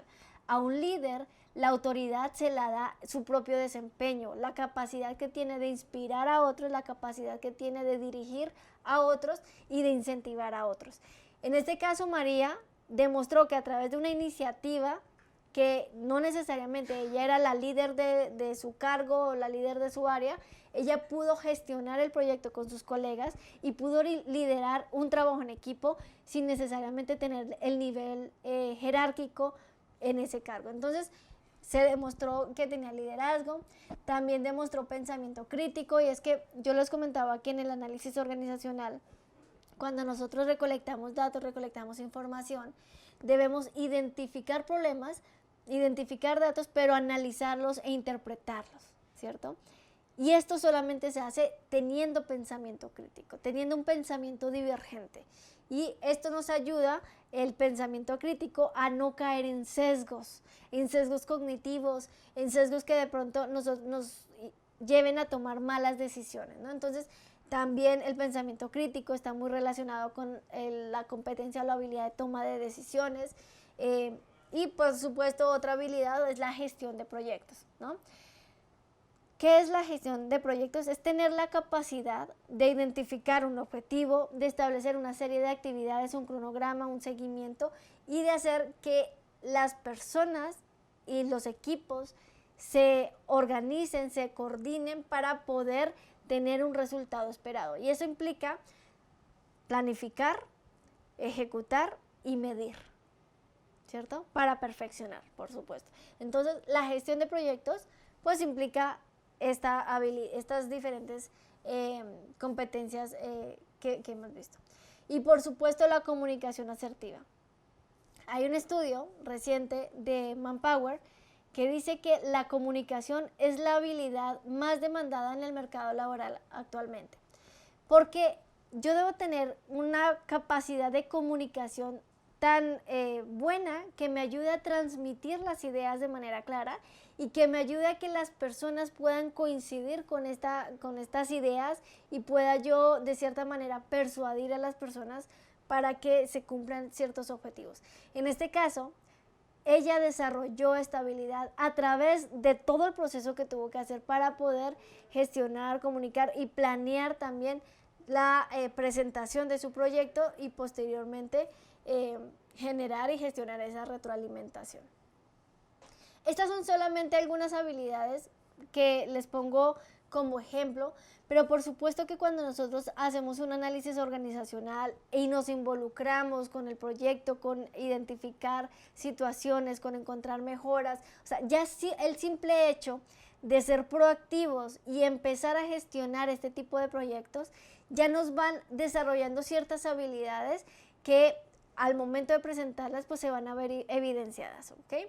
Pero como resultado final, o lo que logró con este proyecto es que inicialmente este proyecto le sirvió para poder solicitar y tener evidencia, para solicitar una reunión con su jefe, para en ese momento presentar la contribución y después proponerle una revisión de su puesto, de su contrato, y pedirle la oportunidad de asumir un rol de mayor responsabilidad, es decir, solicitarle un ascenso. Por supuesto, en su momento no fue promovida de inmediato, pero debido a la labor que hizo, a la gestión con el equipo de trabajo, a la mejora en los tiempos de entrega y por lo tanto que se evidenció esto en un mejor desempeño de la organización, se le aumentó el sueldo en un 25%. Posteriormente, unos meses después, se abrió una vacante en un cargo que fue coordinadora de procesos dentro de la organización porque se dieron cuenta que definitivamente esto que hizo María era necesario hacerlo constantemente para saber gestionar los procesos y saber manejarlos correctamente para mejorar el desempeño. Pues por supuesto que la tuvieron en cuenta a ella inicialmente, logró esta vacante, logró pasar a esta vacante, logró gracias al trabajo que había hecho previamente y como resultado pues finalmente le ofrecieron un salario de 37,000 pesos aproximadamente.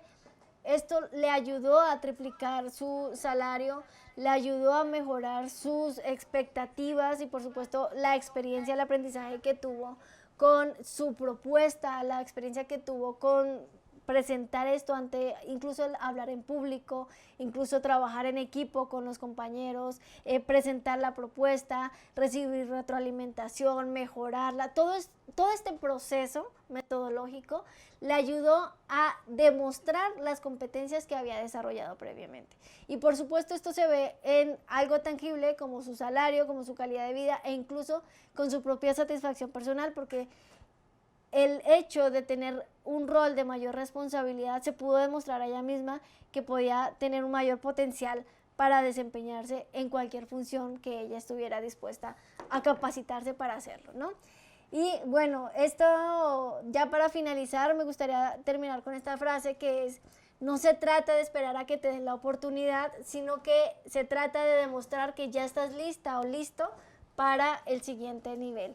Y eso es lo que yo creo que el doctor Cristian con ICE México busca, que seamos conscientes de no esperar a que nos llegue por arte de magia la oportunidad, sino nosotros invertir en nosotros mismos, prepararnos, desarrollar nuestras competencias y demostrar estas competencias en algo tangible, en algo real, que además sea de beneficio para la empresa y que sea de beneficio también para nosotros. Dicen por ahí que para ganar el juego hay que jugar.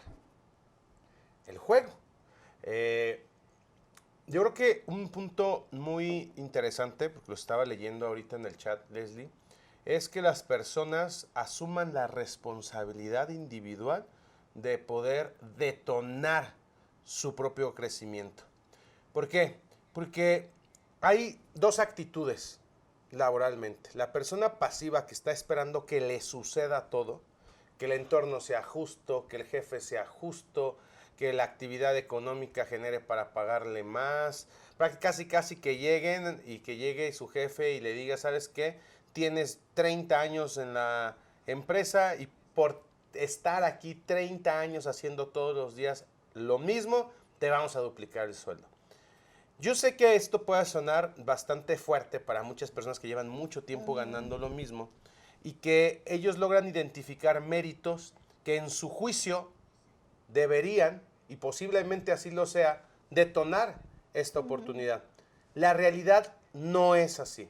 La realidad es que las personas que logran asumirse responsables primero de su crecimiento y después asumirse responsables de la función que tienen en la empresa son las personas que logran sobresalir.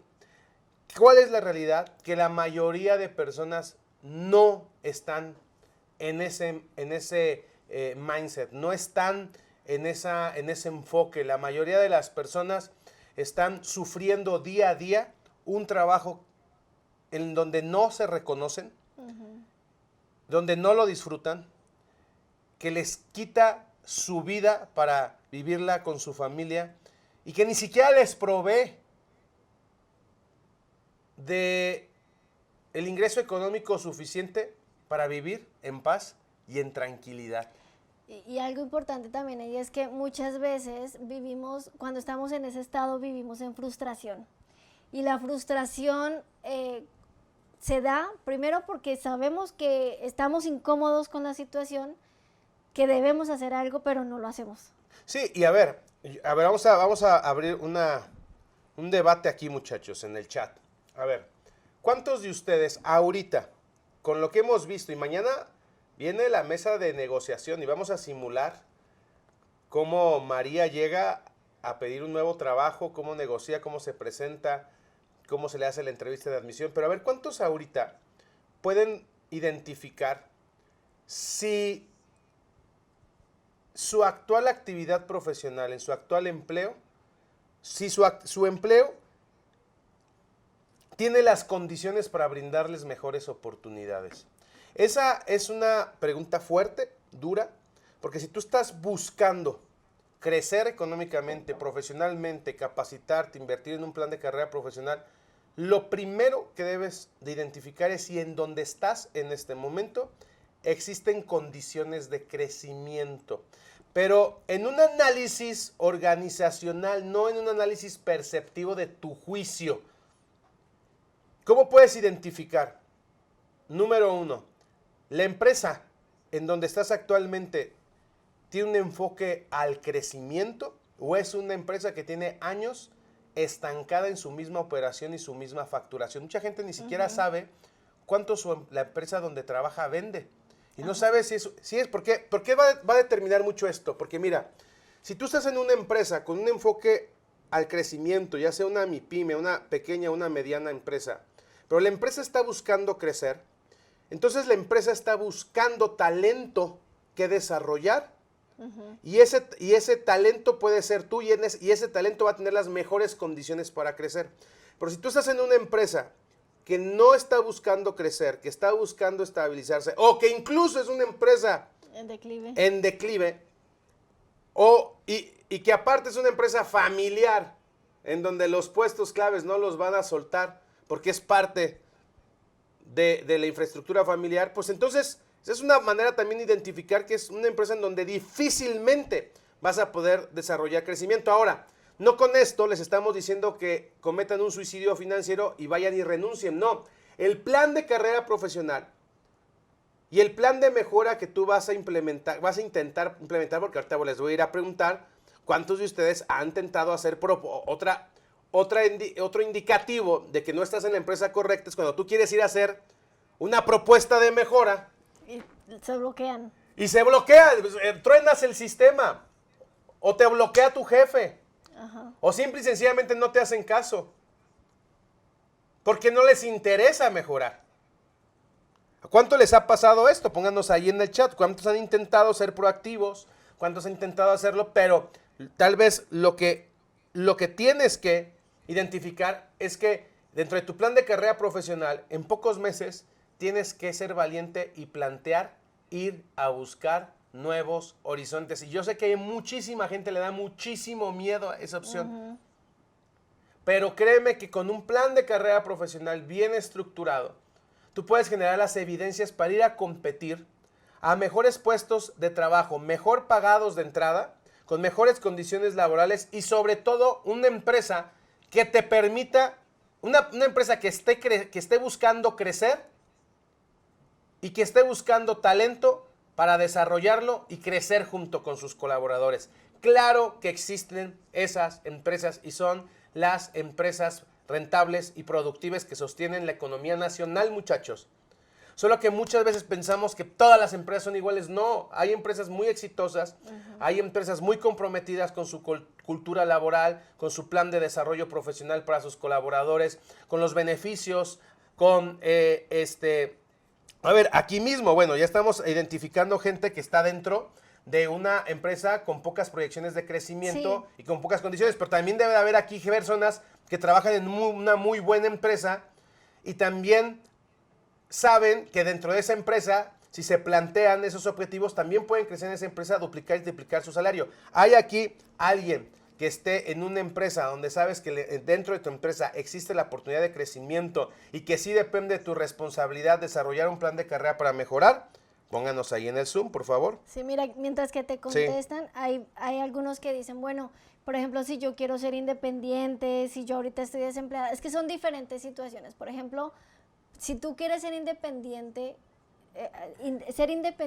implica incluso volverte de cierta manera en consultor. Claro. ¿No? Entonces, la capacidad de consultar es esta capacidad de analizar, de diagnosticar y de hacer propuestas.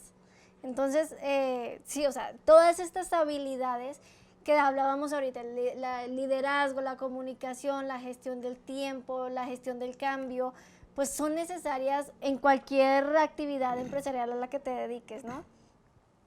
Fíjate, ahora mucha gente dice, es que también depende de que le caigas bien al jefe, de que, a ver, es que sí, es que sí depende de eso. A ver, dentro de las habilidades que tú tienes que aprender en el plan de carrera profesional, son habilidades de relaciones públicas, habilidades de comunicación, habilidades de persuasión.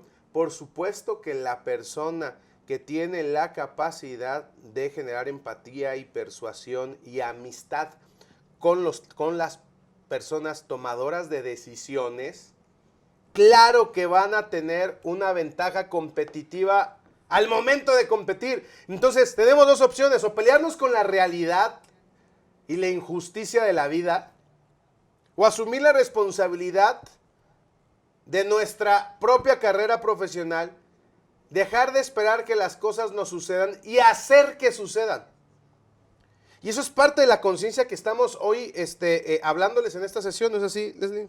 Sí, correcto. Fíjate que es importante que cuando nosotros entendemos cuál es el punto en el que estamos actualmente y cuál es el punto al que queremos llegar y cuáles son las condiciones que tengo ahorita, empiezo a crear un programa para mí, un camino claro de qué es lo que quiero llegar a hacer, qué es lo que quiero llegar a lograr. Aquí tú decías ahorita que muchos están en empresas familiares, están en empresas en donde no lo pueden hacer. Entonces, podemos hacer este desarrollo de competencias incluso en otras organizaciones, así aún no trabajemos en ellas, ¿no? Incluso muchas empresas, tú no me vas a dejar mentir, Cris, que cuando uno está creciendo como empresario, tú lo que buscas es personas proactivas que vengan a aportar valor, que vengan a aportar conocimiento, y si a partir de eso se da una relación laboral a más largo plazo, pues genial, pero estas actividades muchas veces hay personas que dicen, no, es que como donde estoy no puedo desarrollarme, entonces mejor no hago nada, ¿no? Es como lo que tú dices, ¿no? Echarle la culpa al contexto y entonces ser pasivo, pero mantenerme mientras tanto frustrado, estresado, y con este sentimiento de querer hacer más, de vivir en todo mi potencial, pero no tengo un lugar en donde me valoren, porque siempre buscamos que alguien nos valore por lo que somos, que alguien nos presente la oportunidad y no salimos muchas veces a buscar esas oportunidades o a invertir en nosotros mismos para que, sí, ok, si yo invierto en las oportunidades, seguramente las oportunidades van a llegar, porque me estoy moviendo, estoy trabajando en mí, estoy trabajando en mi conocimiento. Ahora, es una realidad, muchachos, que te vas a encontrar y te vas a enfrentar con un entorno que muchas veces no te va a valorar. Bueno, muévete de ese entorno y busca el entorno que te valore. Correcto. O sea, así de sencillo. Y evidentemente para que pueda ser valorado necesita ser competitivo. Porque si hay 20 que saben lo mismo que tú, hacen lo mismo que tú y ofrecen lo mismo que tú, para un puesto clave de una organización, no van a elegir a ninguno de esos 20. Van a elegir a la persona que está preparada, capacitada y lista para poder insertarse y desarrollar esa función clave. Y aquí, como comenta Irma, aquí, por ejemplo, todos ustedes hoy a horas tardes de la noche están aquí viendo esta sesión, se están capacitando, están buscando crecer profesionalmente, porque tienen esta incomodidad seguramente de querer desarrollarse profesionalmente, de querer aplicar esto en una empresa, de querer aplicar esto en su propia empresa, en su trabajo de manera independiente. Entonces, pues está muy bien. Yo creo que aquí todos estamos en la misma sintonía de crecimiento, de desarrollo, de aprendizaje, de capacitación continua. Damas y caballeros, pues vamos empezando con las sesiones. No sé qué les ha parecido hoy, qué les pareció la sesión que trajo la doctora Leslie, que aparte que es una parte clave importante para el desarrollo de la investigación que hace ICE México, pues creo que quisimos que escucharan este planteamiento, porque ustedes se van a estar preguntando, bueno, yo sí quiero ejecutar un plan así de mejora donde desarrolle mis habilidades, me potencie y me lleve y me empuje finalmente a negociar mejores condiciones laborales, porque acuérdense que el punto clave es llegar al punto de negociación, porque no tenemos lo que merecemos, sino lo que hemos sabido negociar salarialmente. Y eso el día de mañana lo vamos a aprender y no te lo puedes perder, porque vamos a invitar también a una doctora que es, pues que tiene muchísimos años como empresaria especializada en la reclutación del talento humano.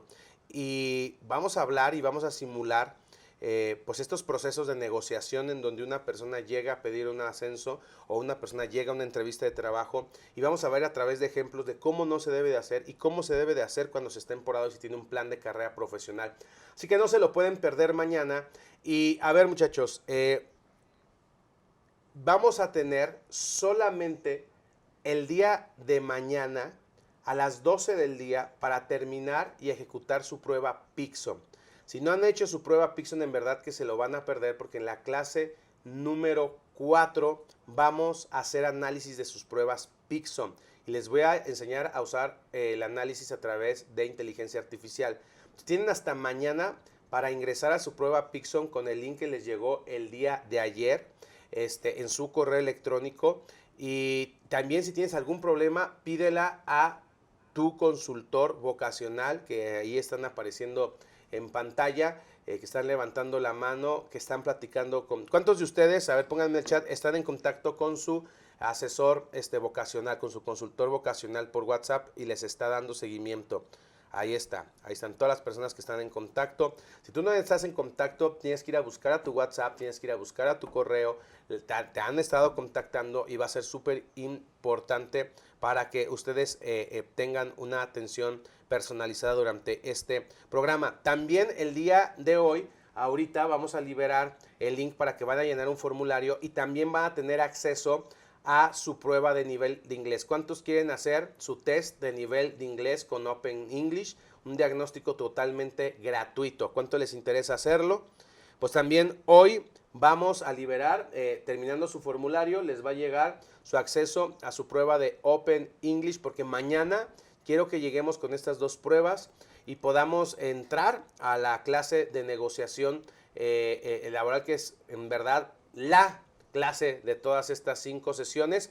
Y pues bueno, esperando que ustedes detonen, condensen, tomen conciencia de la oportunidad que tienen de poder detonar su movilidad social. Porque acuérdense que aquí lo importante es entender que la movilidad social es la capacidad que tiene un ser humano de mejorar sus condiciones socioeconómicas para él y las de su familia y las de sus generaciones. Es poder construir un puerto mucho mejor al que tú partiste, lo que hizo tus padres al apostar que tú estudiaras, el sacrificio que hicieron. Esa movilidad social solamente se va a detonar y se va a acelerar con un plan de carrera profesional, y esto es lo que estamos aprendiendo a hacer en todo este proceso. Entonces, pues damas y caballeros, si no se me olvida nada más de indicaciones, lanzamos Open English para que lo hagan. Les llega plan de, les damos unas horas más para hacer su prueba Peakson.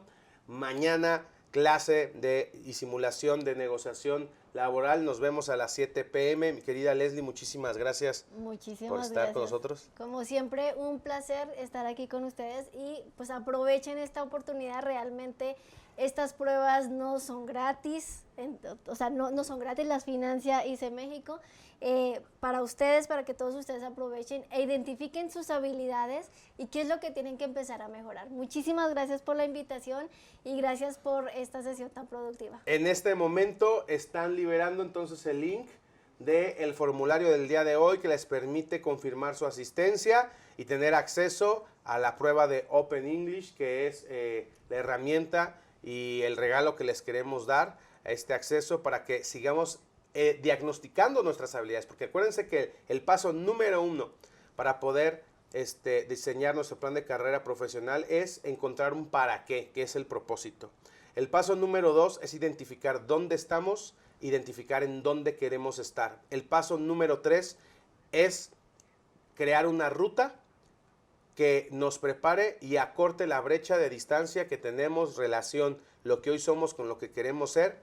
Y el siguiente paso que vamos a ver mañana es estar listos para ir a conquistar nuestro destino, sabiendo negociar lo que con evidencias podemos demostrar que valemos.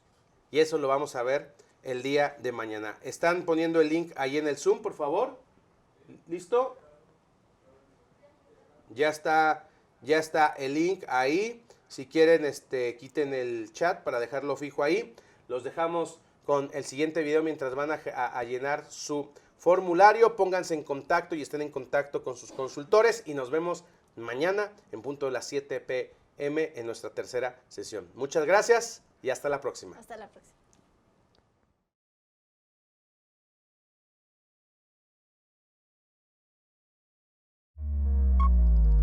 ...1945. En un contexto global, marcado por la Segunda Guerra Mundial, se hizo evidente la necesidad de reconstruir las naciones devastadas. Esto impulsó la creación de un nuevo modelo educativo orientado a brindar soluciones adecuadas e inmediatas para las necesidades de la posguerra.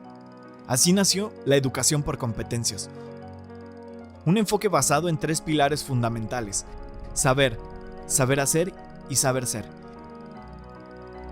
En países como Reino Unido, Estados Unidos, Italia, Japón y Alemania, un modelo educativo tradicional no habría sido suficiente para enfrentar las nuevas realidades posguerra. El modelo de educación por competencias comenzó a integrarse en los sistemas educativos económicos de Europa, extendiéndose paulatinamente a nivel mundial.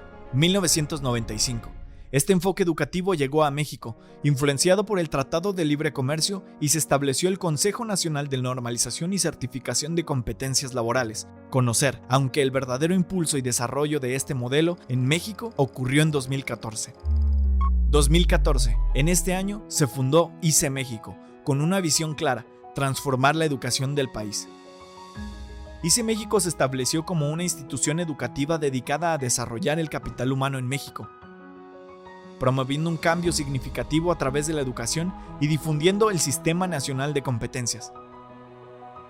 Este proyecto, liderado por el Dr. Cristian Gabriel Ríos, logró expandir la presencia de ICE México por todo México y Latinoamérica. ¿Qué tipo de gente llegaba?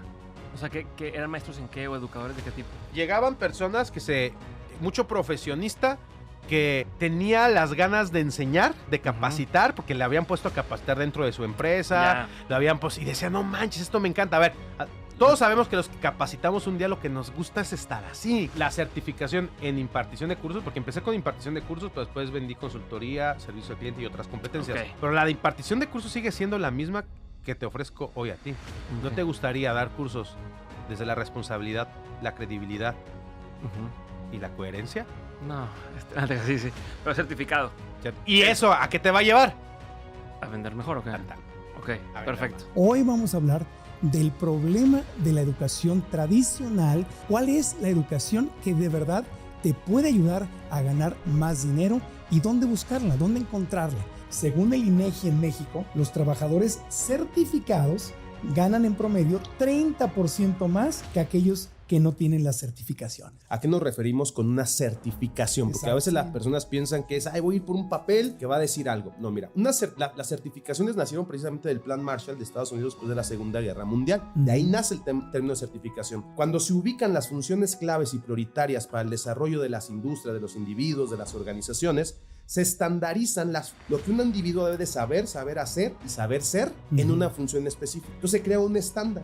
Y estos documentos describen lo que las personas deben de saber hacer, ¿no? ¿Cuándo es que una persona se certifica o logra una certificación? Cuando una persona logra demostrar que sabe, hace y es lo que dice la función en específico. Las certificaciones lo que te van a ayudar es poder prepararte con base en esas funciones claves, y una vez que tú demuestres que sabes, haces y eres lo de esa función, te van a dar un papel, te va a permitir llegar y aplicar en la industria a ese puesto clave. Y esa certificación te va a diferenciar del que no la tiene.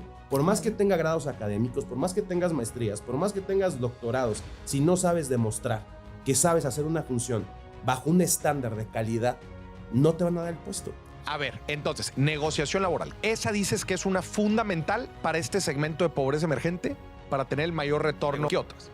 Pues las capacidades duras. Antes de ir a negociar laboralmente, debes de saber y debes de poder demostrar que las tienes. Y aquí es súper importante la portabilidad del conocimiento. Aquí es súper importante el certificado. Aquí es súper importante el documento. Aquí es súper importante la evidencia documental que realmente afirme que tú eres una persona técnicamente preparada para el puesto. Si tú estás tomando un curso de capacitación que no te deja una evidencia documental, formal, de que te capacitaste, va a ser muy difícil que esa portabilidad tenga un valor al momento de la negociación. ¿Cómo distinguir un vendehumos? Y sería la persona que no se hace responsable respecto a lo que promete y lo que entrega. En este momento de la historia, todos los que tratamos de promover algún servicio de capacitación y de educación, tenemos que salir al momento de hacer una oferta, a hacer promesas, ¿no? Si tú aprendes esto, entonces va a pasar esto. En los cursos digitales, ¿todas las personas pueden aprender? No. Porque acuérdate que la variable principal es el sujeto de aprendizaje. ¿Qué condiciones tiene el sujeto de aprendizaje para que el curso realmente sea pertinente y le pueda ayudar?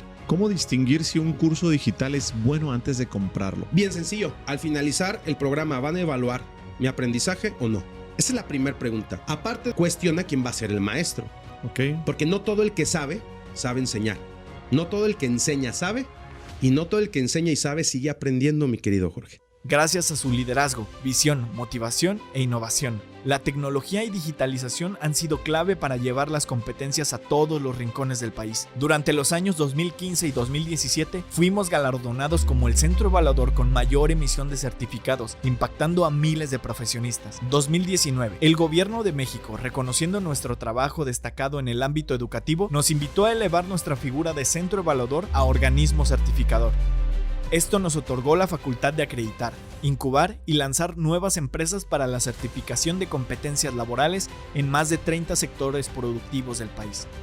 Las contribuciones del ICE al Sistema Nacional de Competencias son invaluables, con un impacto directo en la profesionalización de los sectores productivos de nuestro país.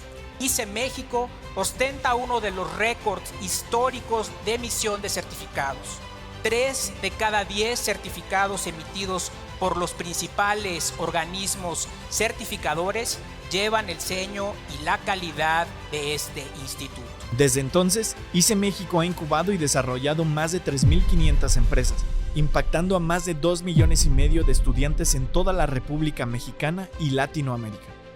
Nos hemos consolidado como el organismo certificador con mayor emisión de certificados y la red de consultores formativos más grande y relevante de la región.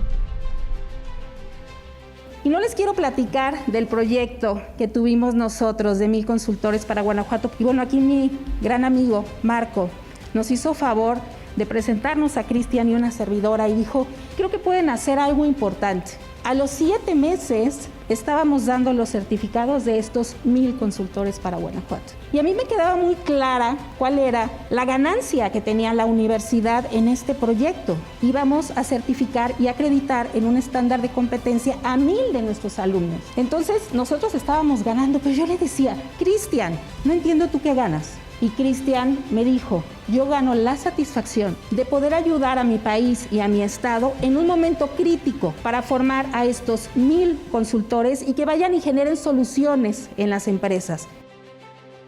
Con el objetivo de ofrecer programas que respondan a las necesidades reales del entorno, ICE México creó la División de Investigación. Esta área se encarga de dar soporte y fundamento a todos nuestros programas educativos, asegurando que sean pertinentes y actualizados. En esta búsqueda, identificamos la creciente necesidad de promover certificaciones digitales a nivel internacional. A partir de ahí, desarrollamos el proyecto más innovador de ICE México, el Sistema ACC.